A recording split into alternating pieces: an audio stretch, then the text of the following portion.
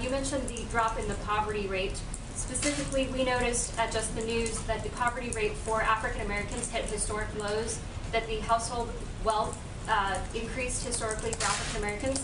What was driving that increase in wealth for African Americans? And now in 2020, with the coronavirus, with unemployment spiking, what would be your plan for the second term to improve lives for African Americans? Well, I'll go first because of your question. I appreciate your question. And yeah, we've had a tremendous drop in poverty for all people in our nation, but in particular for African Americans. And that statistic came in, and it's because the African American community, the black community, has had the best employment numbers that we've ever had, both employment and unemployment, depending on how you want to define it.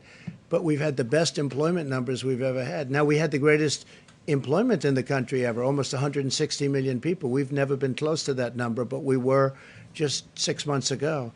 And I'm very proud of the numbers. African Americans, Hispanic Americans, they had the best numbers they've ever had by far, both employment and unemployment, depending on definition.